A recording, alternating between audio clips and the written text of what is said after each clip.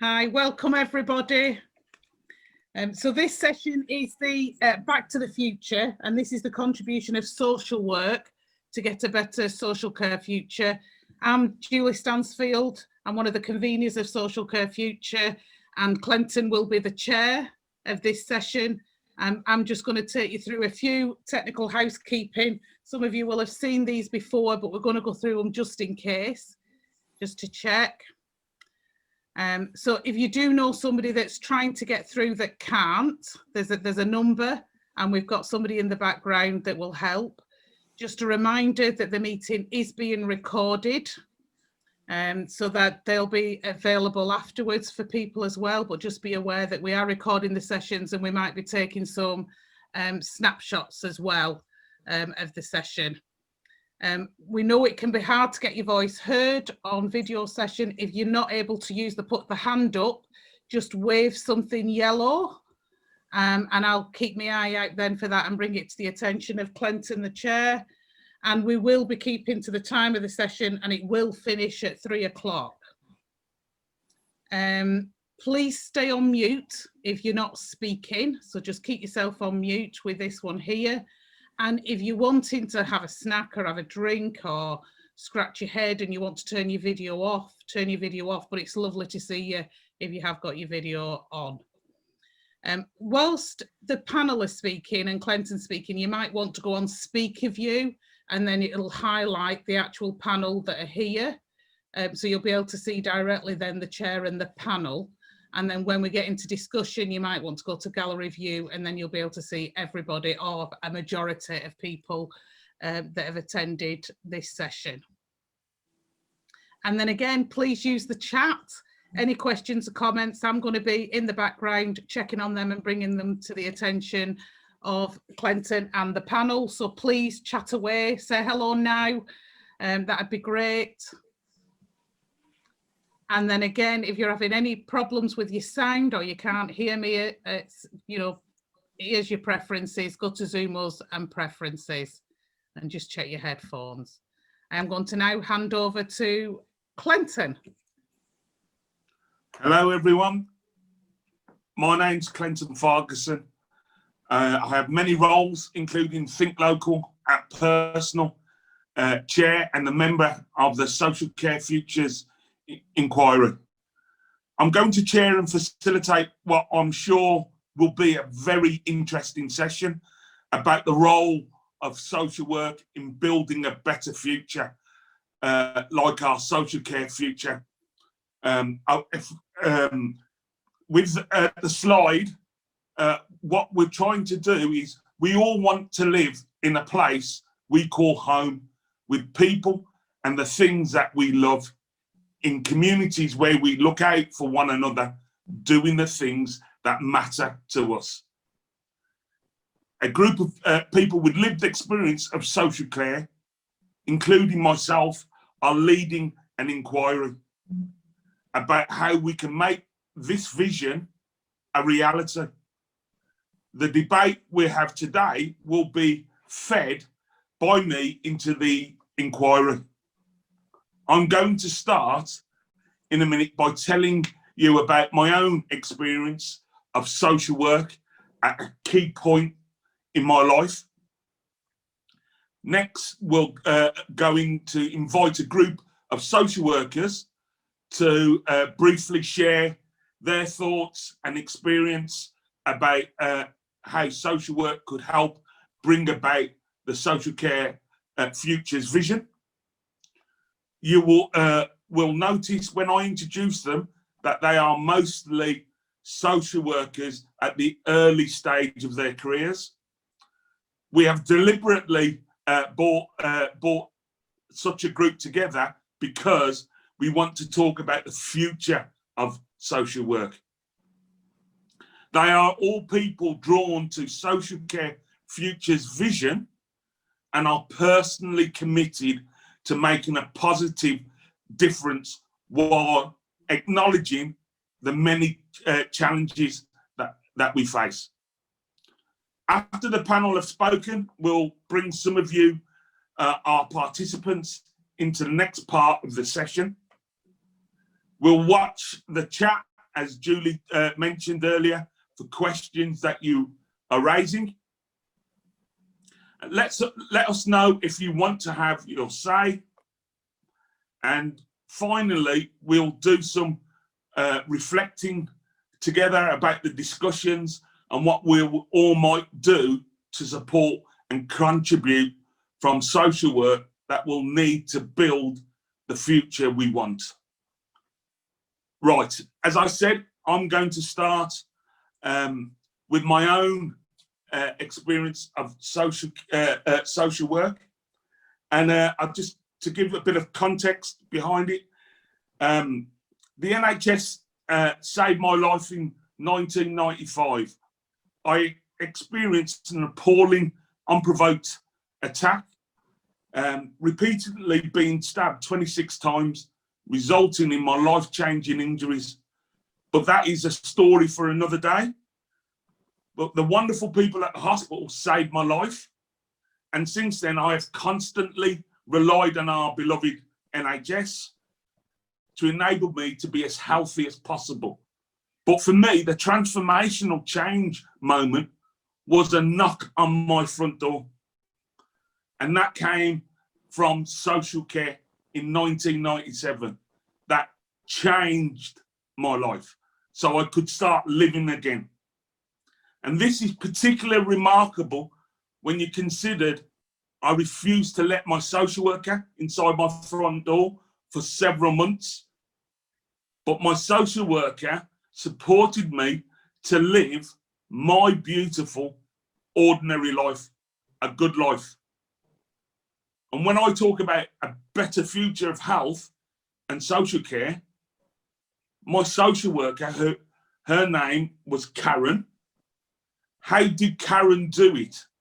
Karen did it by listening to me without prejudice, by demonstrating empathy. And what I mean by empathy are three things. One, I believe empathy is the most important instrument in any social worker's toolbox.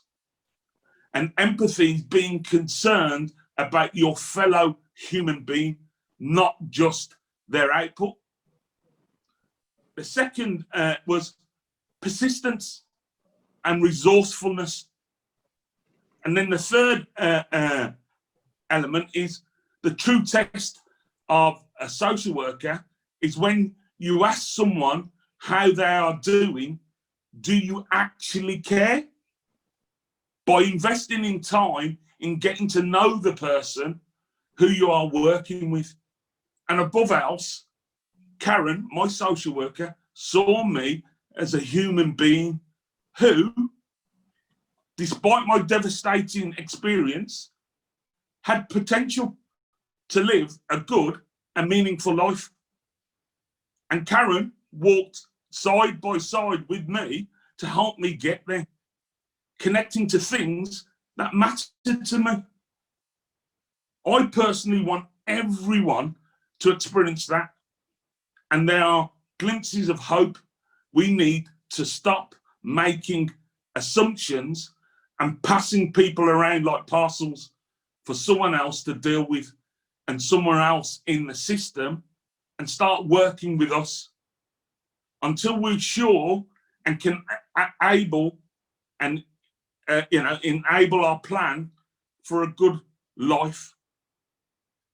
Karen made me feel I've got your back, and what that means to me is like a reassurance of a friend or colleague of your support, to say that you're trustworthy and can be relied on, and you'll be there when it matters. These are simple phrases that unlocked my mistrust of organisations, institutions, but it energised me in a way I could trust Karen, my social worker. So for me, social workers and your response, it's critical. So, okay, I'm now going to introduce you to our panel. as I said, this is a group of social workers, mostly at the very early stage of their careers, all drawn to help our vision to be made real. And I should stress that these are their personal views, not the views of their employers. So no liabilities and all of that. So I'd like to introduce Ali Gardner, who is a social worker of long-standing, social worker and academic, who has worked at several UK universities, and author of Personalisation in Social Work. Then we have three people at earlier stage of social work careers, as early career social workers or student social workers, I think.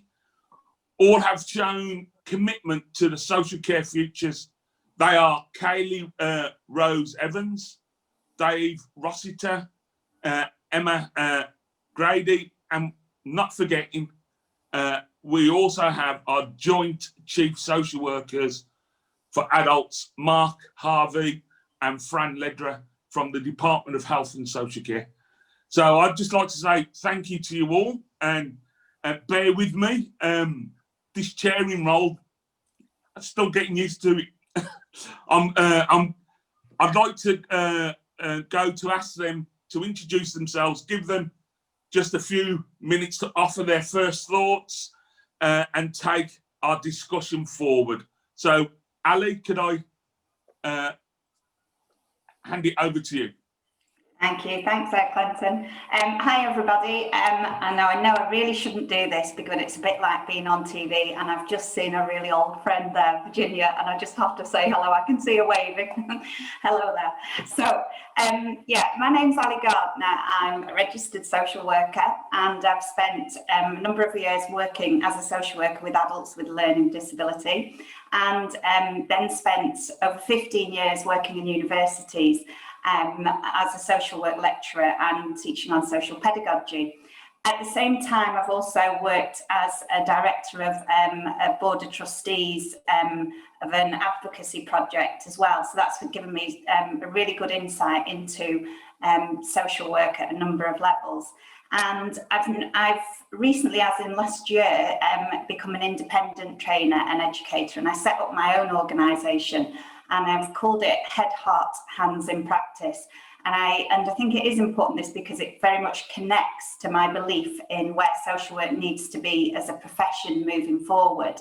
I think that we need to combine the knowledge, the passion and compassion with this, and our skills in everything that we do. And my worry is that the heart is being squeezed out of practice through perhaps an over-reliance on policy and procedure and method, at the same time as seeing decreasing budgets and increasing demand. And as a social worker educator, I've had the privilege of working with some brilliant students, and I've seen quite a few of them here today again, so that's really nice to see, who've brought passion, integrity and determination to support positive change in practice. But just like the social work profession, heavily prescribed social work curriculums are also stealing time away from perhaps the philosophical aims of the profession. So going forward, I believe that social work needs to reclaim this heart back into the centre of practice, focusing on some of those philosophical aims of the role. We actually do have a good starting point to drive practice in this way. Strength-based approaches driven by relational practice are already embedded in current legislation and policy. So from this perspective, the green light is there. But unfortunately, this alone is not going to be enough. We need commitment and cultural change, organisations that develop strength-based and relational mindsets and practice at every level of the organisation, instead of thinking that social workers can just simply go out and be strength-based. But there is good news. I think that we have lots of examples of this happening throughout the country, and I'm sure that you can share some of those today. So we have got the opportunity to learn what's making them work and trying to understand that. But we have to be able to understand what that magic is that makes it work, rather than just trying to replicate what we see on the surface. I think the other good news is that people are continuing to sign up to do social work. So even in this most challenging times of the pandemic, we still have social work applications on the rise. So people want to come into social work. So there's plenty of heart. We need to make sure that the education process keeps that heart fluttering and feeds the fire in the belly, as well as feeding heads with knowledge, so that we can allow students to continue to qualify with a clear sense of this unique contribution that social work can make in people's lives. Okay, so that's kind of me for a starting point. So I'll hand back to you, Clinton. Thank you very much, Ali, for that. Can I ask Kaylee if you to come in and hear your thoughts? Yeah, thank you. So I'm Kaylee, I'm a social worker. I went into social work because I wanted to make a difference, like a lot of people, and promote social justice, and I'm interested in helping people. I've worked in hospitals, rehabilitation centres and in the community as well. I attended the Social Care Future event last year in person, and I found it absolutely fantastic. But it also highlighted to me that a lot of my training hasn't involved people with lived experience and things actually teaching me about their own lives. And I found that that would have been really helpful for me. So I thought about what I could do myself, and I started a YouTube channel, and I've been interviewing a few people about their experiences and trying to get people together. And I also found that when I attended the conference, I was one of the few social workers there. So I wanted to gain a bit of momentum with people actually knowing about what was going on, because I thought it was such an important movement. Also, as a social worker, you don't always feel that you're getting a say on how things are looking on a broader sense, apart from what you do on your day-to-day. So I thought that that was like a fantastic opportunity as well, for both perspectives, really. So I've tried to work with the McIntyre charity, and I've been really pleased with that, and I've learned a lot more about what's important as part of working in a community. And I think an important thing that I've taken from this movement is that it isn't just about meeting needs, it's about living a good life and people achieving their dreams. And someone that I interviewed, Kieran, really showed that in getting into employment in his dream job in the cinema. And I've never forgot that conversation. And since then, I've spoken to other people like Miles, who is a Paralympian, and he's really inspiring. And I think it's just about the whole idea around living a good life is really powerful. So yeah, I'm very interested to have the conversation today. Thank you. Thank you very much, Kaylee, for that. Can I ask Dave to come in and give us your thoughts? Thank you. So I'm Dave Rossiter. Thank you to Ali and Kaylee for setting the bar very high in terms of introductions. I'm a newly registered social worker. I've been registered for just a couple of months, but my health and social care life started back in 2005 when I volunteered as a Samaritan listening volunteer. I've worked sort of hands-on with people and worked my way through until I wasn't really talking to humans anymore, and I wanted to get back into social work to really be out there, you know, and working in that sort of relationship-based way to really be back in touch with the people that I want to help support, really. My area of interest really over the last year is resilience. It's what I did my dissertation in to sort of help me finish off my degree this year. And I know it's a bit sort of controversial as a term, but I think for me, it's something that I want to do in practice to really support people and think about, you know, how people can feel resilient in themselves and resilient within their communities, which I sort of hope sits really well with the Social Care Future's ambition, you know, which talks about the importance of ourselves and also the communities that we're within as well. And I think it's been a really interesting year to be finishing off university and on placement while suddenly the country goes into lockdown, which was really sort of challenging for me as a student, and I can, it gave me a taste of how difficult some people can find it to change, as much as we can find it difficult to change as social workers as well. So, while technology, as here now, we're all meeting via Zoom from the comforts of our own home rather than in a nice conference center with free tea and coffee. For some people that's challenging. I might be talking with the microphone on mute. My broadband might be awful. You might not be hearing me, and that's something that I'm really sort of mindful of. That this is a really great change for some people, but a really awful change for other people.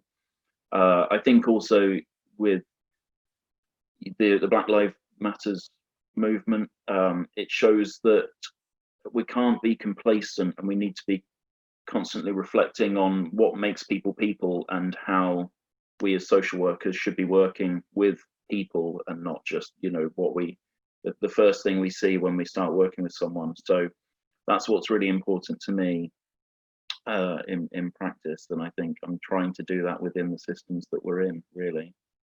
So that's me. Thank you very much, Dave, for that. Please, can I ask Emma if your thoughts? Thanks for that. Thanks, Dave.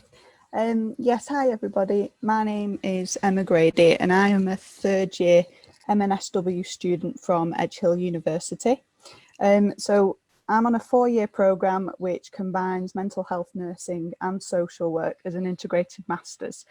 So the reason for me wanting to get involved in Social Care Futures Ambition was I actually saw the post originally, the statement on Twitter. I think it was Mark Harvey's post. He posted it, and I read it and I thought, wow, what a perfectly framed sort of paragraph that can apply to everybody across the board, whether you're working in children's services or whether you're in the LD community or mental health. I thought it really represented everything that I'm passionate about in social work. And I come from a background of mental health. I've always worked in mental health for the past 12 years. And the reason I chose to do the programme I'm on is because I recognised what a contribution social workers could have to people who are living with mental distress and who have been detained in hospital and are really wanting to rebuild their lives outside of hospitals and different inpatient settings. So when I came across Social Care Future, and after having conversations with Kaylee, I thought this is really something at my stage in my career that I want to get involved in for the future, not only because I'm passionate about helping people to live their best life, but also starting at my stage. I think it's important that I can help others get involved with the Social Care Futures ambitions as well. So when I qualify, hopefully, this is going to give me a good grounding for where my values lie in the future. And I think that after sort of 12, 13 years of working in mental health services, I've realised that, we all need to contribute to the future of social care together. It can't just be done by the professionals. We need to have real input by people who use the services, and that is the only way that I think the future of social work is going to thrive, is by having the input of people who have used the services.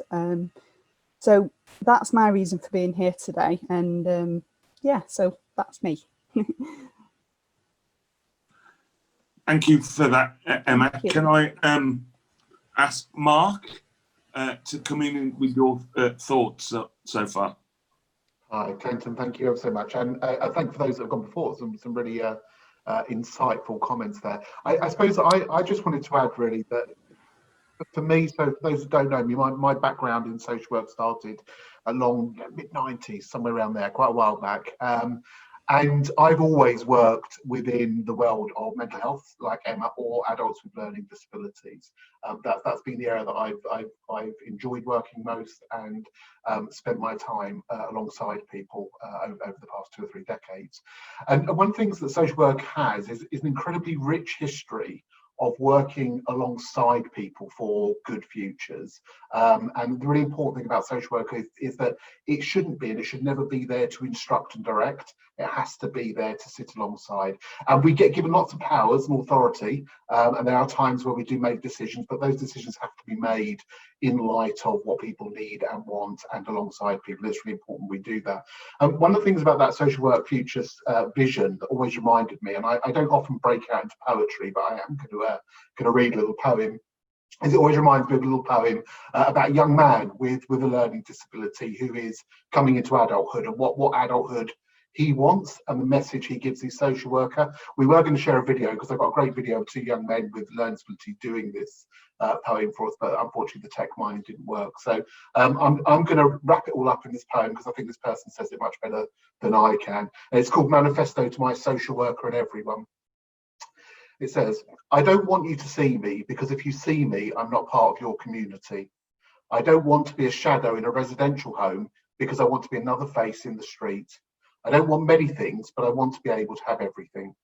I don't want people to have special clubs for me, because if I'm in that club, I'm not in the club you're in. I don't want a special name, a word, or a group, because I want to be a boy, a man, and a bloke. There is many things I want to be, but you don't know any of them, yet you get to experience all of them. I don't want to pat dogs in a day centre. I bloody well want to own one and take it for a walk. I don't want your fears to define me. I want my actions and choices to scare the crap out of you as you run for your risk assessment. I want to be a pain in the arse. I want to be a nice bloke. I want to do voluntary work. I suppose so. But what I want to do is have a drink, have kids, have a fight, kiss a girl or a boy, but I'll decide. But I want to do all of that and more tonight, tomorrow, and whenever. I don't want you to see me, because at the point you don't see me, I might actually be part of your community. In fact, I don't actually want to be part of your community, because I want you to be part of our community. And I have no idea what our community is, but what I do know is that I would let you do whatever you want within it. And for me, that poem kind of sums up what social work really should be about. So that says it better than I ever possibly could. So. Beautiful poem. Thank you for sharing that, Mark. Really appreciate that. Fran, can I follow that, Clinton, honestly. I don't know. I don't know. Mark upstages me again. It always happens. Anyway, just to say a little bit, I mean, God, everybody's just said so. I mean, listening to our new social workers, inspirational. Your opening, Clinton, absolutely inspirational. And there's just something about being incredibly proud, where I sit as being in this privileged position as chief social worker, to be able to say how proud I am of the profession. And when I first heard, I mean, people who might know a little bit about my background, I've done 34 years now in social care, 24 years as a qualified social worker. And I started out, actually, my first 16 years was in children's services. So I worked for many, many years in child protection and youth offending and stuff like that. And I moved over to adults quite late, really, but this is where I really feel like I want to be. This is where I've kind of rested, if you like. This is where I feel I absolutely belong. And anybody who knows a bit about the fact that Mark and I still have our day jobs, I'm still a principal social worker also at Thurrock Council, and anybody who knows about Thurrock will know that about 8 years ago we embarked on a journey that was very similar to the social care futures vision, and we had our own vision that looked something similar, and we introduced a lot of the models that are currently now quite nationally being used around strength-based social work, asset-based community development, etc. So to me, when I saw the social care's future statement, it was just like this breath of fresh air. It made so simple in words the thing that we'd been trying to achieve for so long in the work that we were doing. And very early on at the Department of Health, I held it up. I was in a meeting with some very senior non-exec directors of Department of Health and Social Care, and I had it as my opening screen, the Social Care Futures Vision, to say this is what we should be looking at and this is what we should be achieving. So I don't have to be sold on it. I absolutely believe in it all. But it can't be achieved by social work doing tick box assessments, and it can't be achieved by social workers following process and doing things with haste and speed and doing things in a way which is a bit against our social work values. So I'm not sitting here saying that all social work is perfect, because it absolutely isn't. And when it goes wrong, actually, it can do some harm. So, so what we need to learn as a whole social work profession, and what we need from people, it's kind of that constant learning, that constant reflection, that constant trying to get it right. Because I don't know, I've never met a social worker who came into the profession to do anything but good. But sometimes in the processes in which we do things, we can sometimes get it wrong.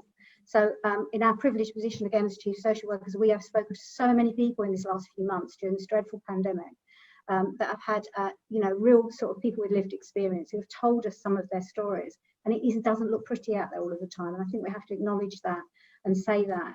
And I really love the term that is used in the social care futures, which is about don't fix people. And something I've said for many years, it's not about going out and trying to fix people. It's about walking alongside people. It's about having a good old conversation. It's not about tick boxes.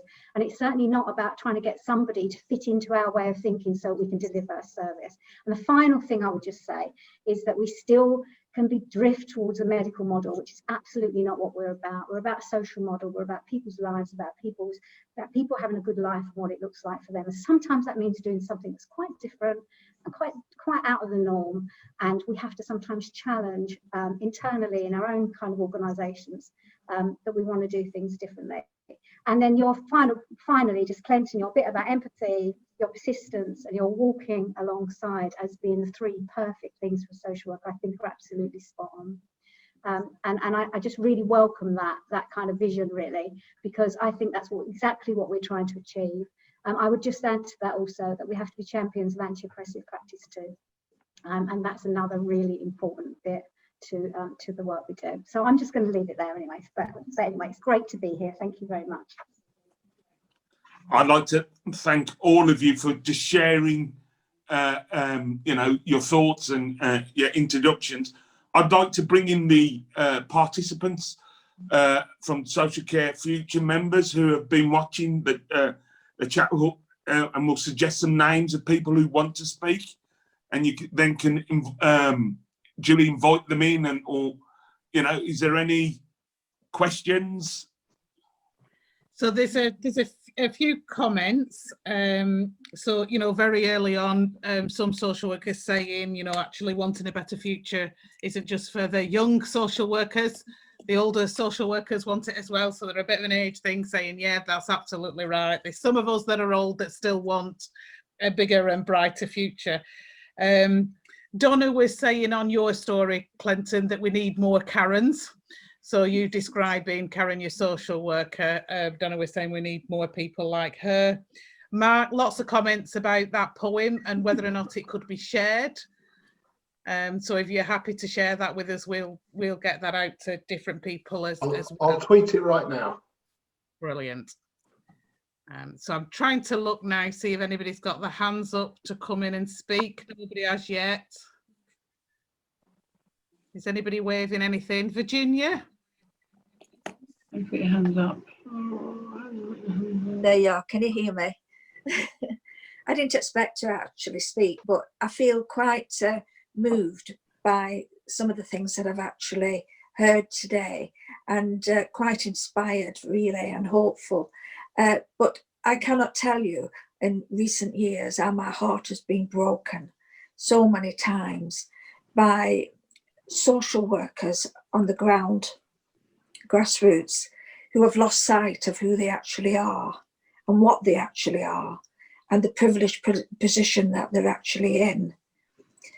And I feel that if I could say anything to new social workers, it would be never lose sight of yourself and who you are at the level that you actually are at, your code of conduct. Never lose sight of that. Be strong in that. Never mind what your boss may say or anybody else high up the ladder. Keep the person that you're working with in the centre.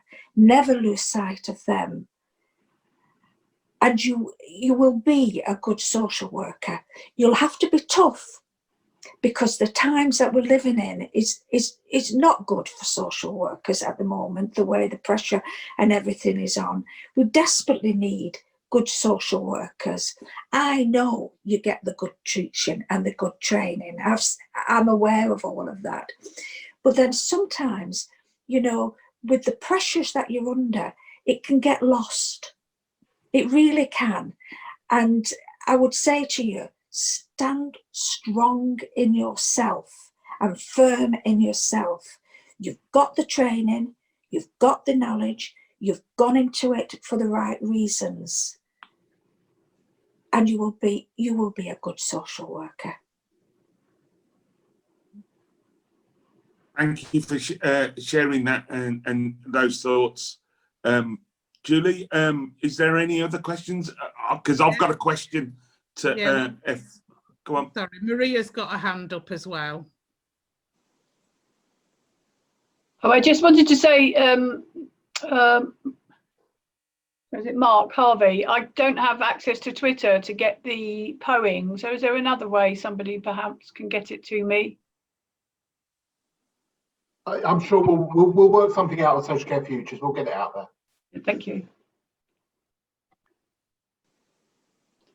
Hand down. No. A question to the panel while we're waiting for some more people to ask some questions. One of the things that the core element of social work is a core value is social justice. So how does social justice play out? Because lots of people say to me they would like social workers to be more challenging. So how do you balance your employer's role with the balance of people who use services? Would you like me to come in and just start that? Yeah. Go then, Alec. Well, I would just say, and it's the starting point, I guess, is education, that it has to start there. And I think in terms of recruitment of social work students, it's so important that we know, as we've said, that people are coming to this role because they want to make positive changes, that they have the ability to learn and to open their minds out whilst on the courses. So that's why it's so important in social work education that the space is there to explore social justice so people understand what that actually means in practice, because the danger is that the social work training becomes more of a manual, more of a process that people have to go through. So if we look at the PCF, it's really widened up the way that we can look at what it means to be a kind of fully fledged social worker, if you like. But it's important that those don't become tick boxes, but actually that experience whilst in the university is one which is trying to develop that person that you are going to become, which is really committed to social justice, is about promoting human rights, is about having a really good understanding of legislation and how that can promote change and be positive. And I think for me, that's where it has to start.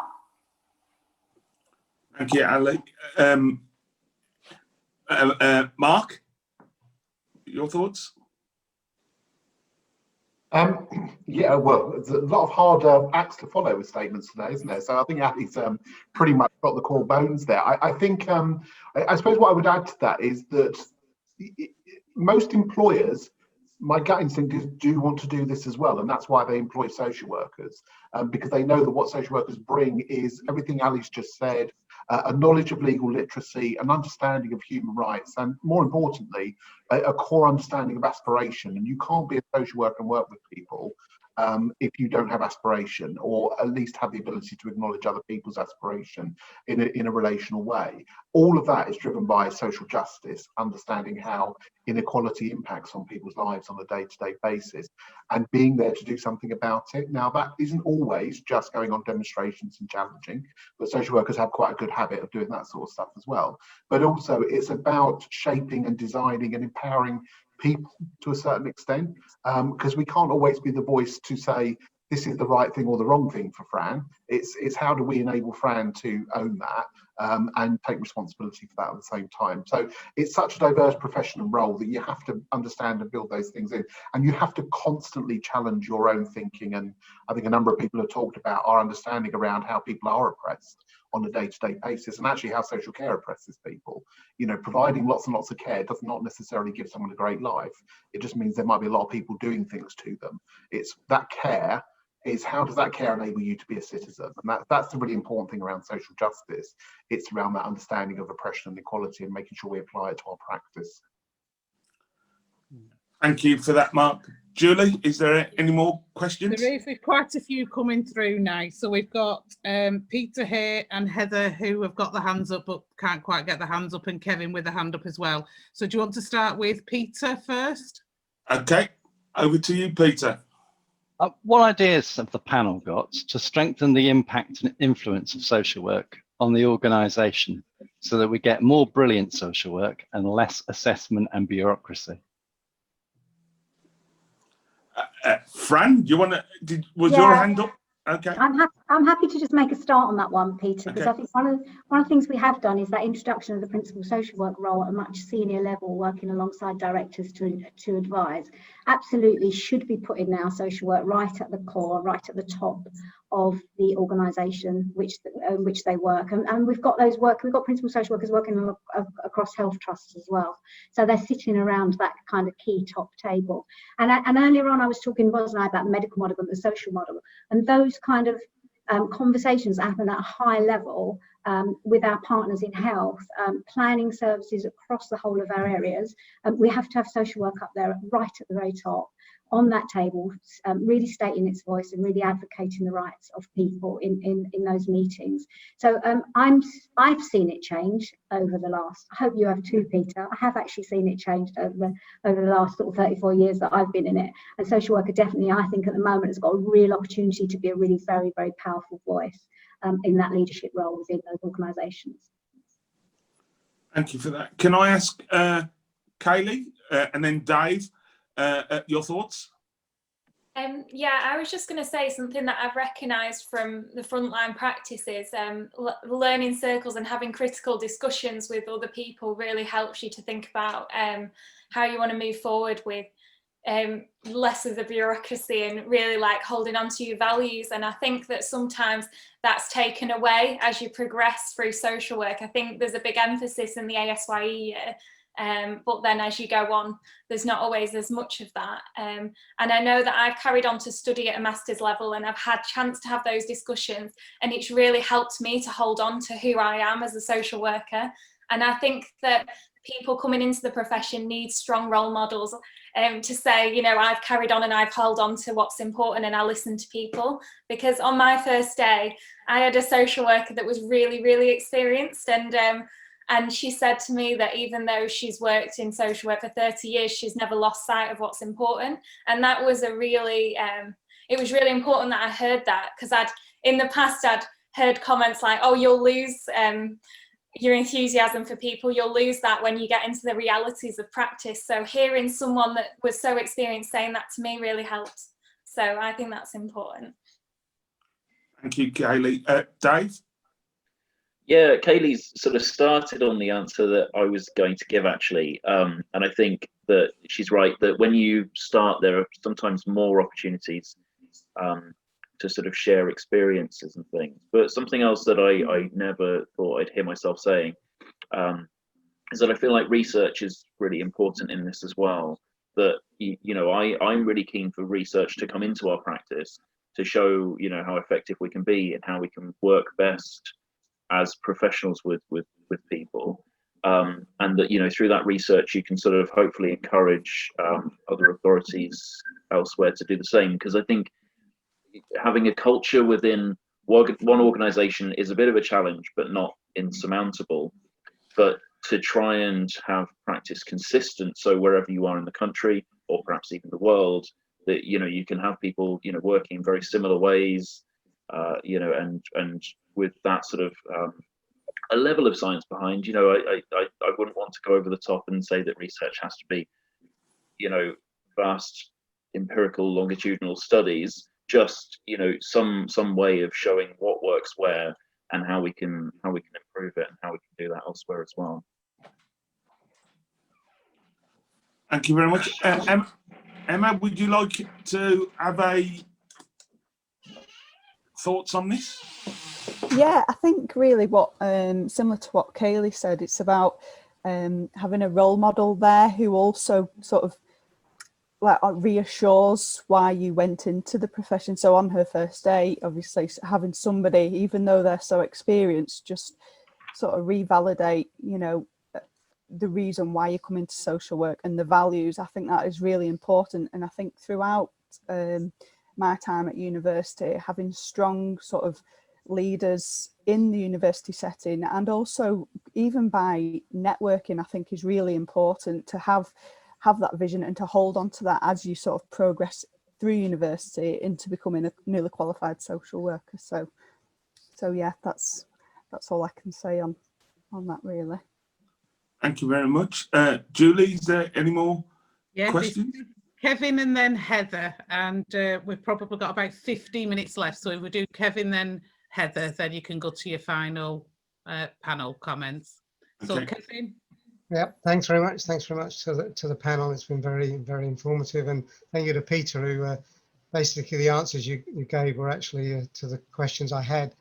We work with the integrated care system and what have you, and it's so often it feels like the NHS is taking it over, and how we do strengthen our social workers in order to get that and not take on the medical mindset and the paperwork that we said about and how we do that. But from that question, it is about really how do we really help social workers from not hardening their heart for self-protection? And we've had some ideas there, and it's good to have a mentor or somebody that's done that and managed that. But how do we protect social workers from hardening their heart?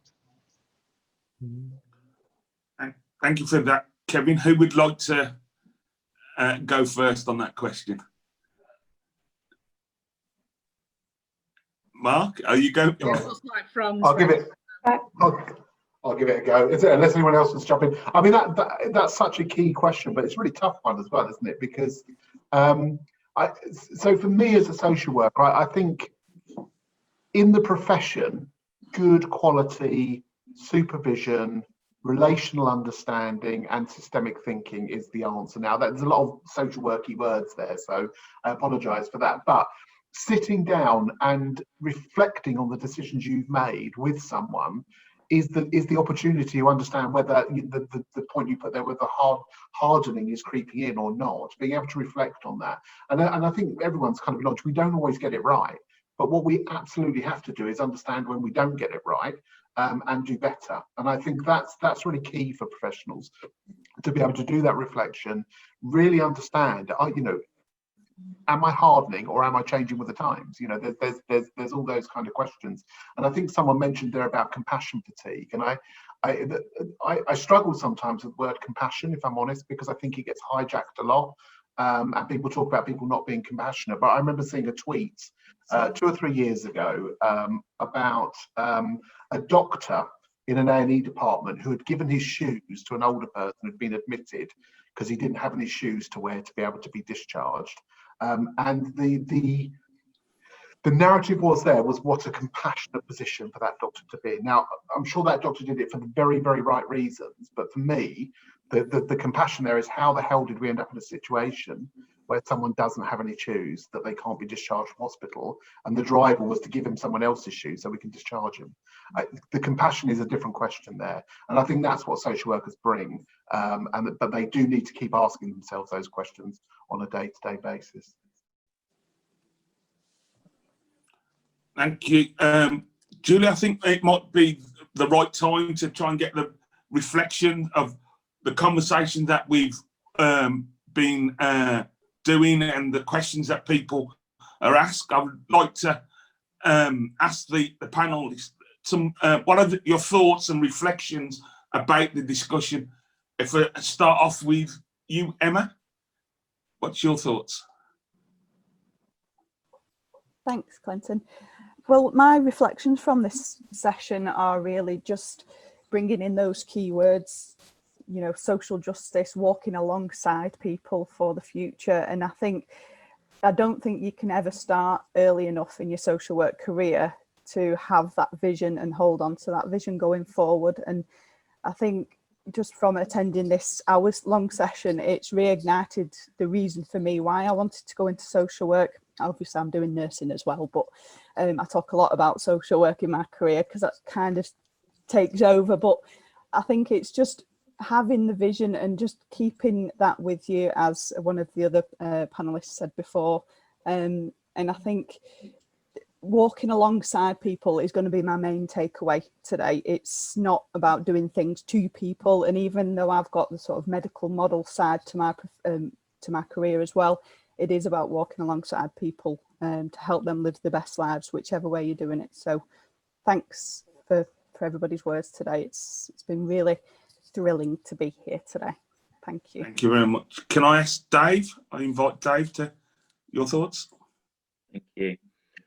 Yeah, I think like Emma, walking alongside is really what we're supposed to be doing with our working in a relationship based sort of practice sort of way, really. But actually, I was sort of thinking about the last question around compassion fatigue and feeling like we're sort of maybe getting hard-hearted, which I'm happy to say 2 months into the job I'm not, and I hopefully don't see that in the future.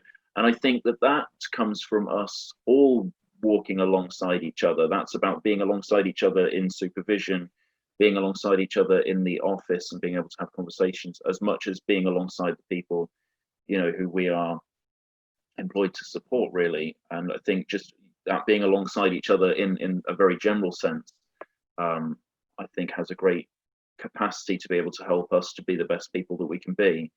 So yeah, I think that's really important.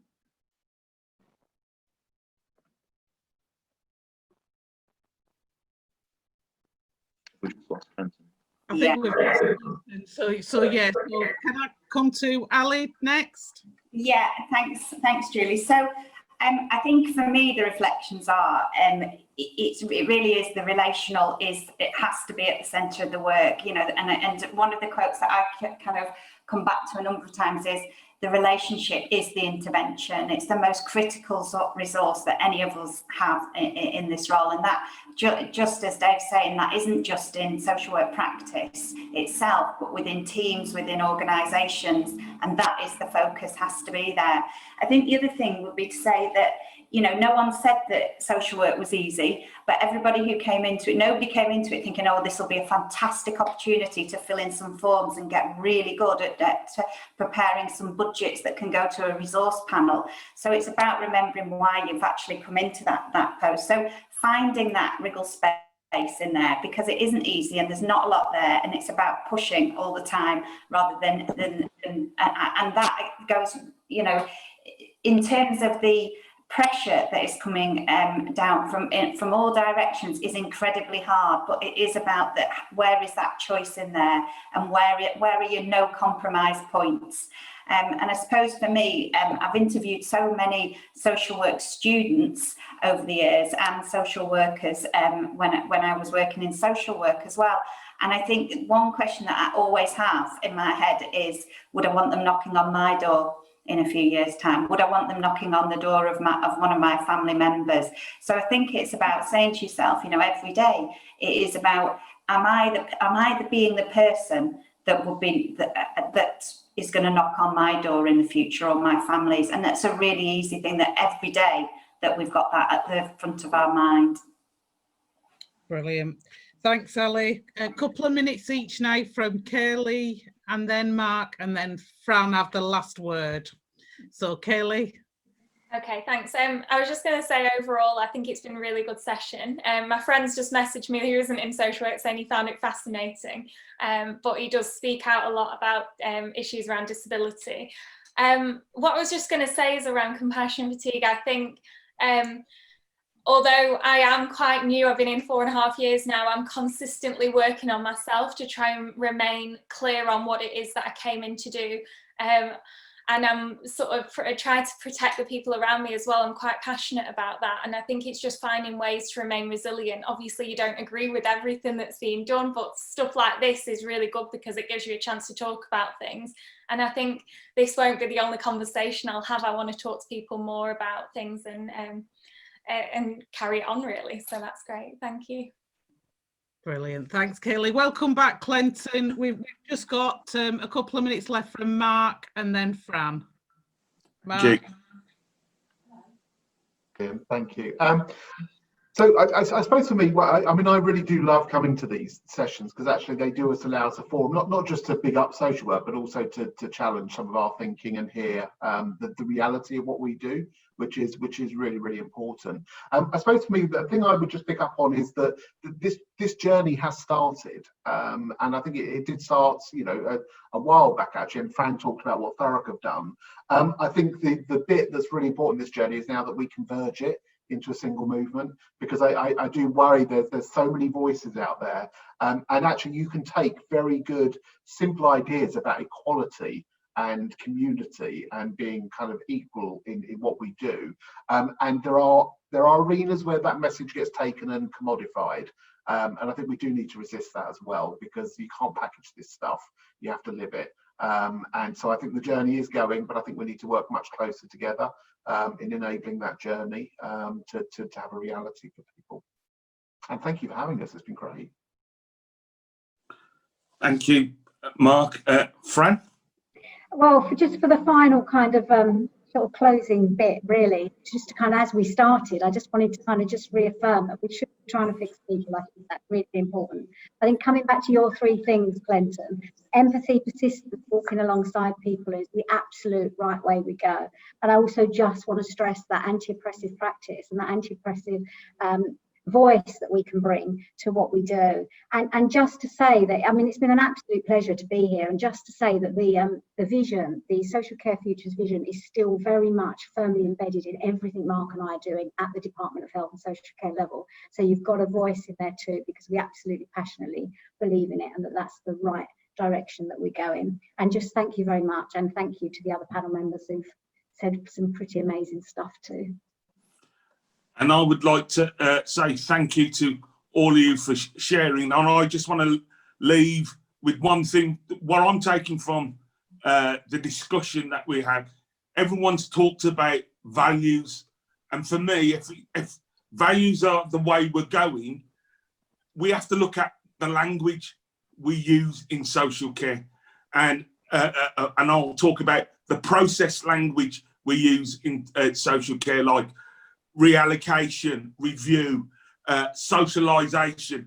People don't talk in those terms. So, you know, we end up dehumanizing people by using the language that we do. And if we say we uphold the values of people, we can come up with better terminology than, you know, about, you know, with the language we describe people. So I'd just like to say, you know, I'm passionate about social care and social worker, because I wouldn't be doing what I do now without Karen enabling me to have a life. So thank you for joining me in this conversation. And I'd like to say thanks to everyone for listening and participating in questions. Thank you very much. Great. Thanks, everyone. Thanks, everyone. Bye. Bye-bye.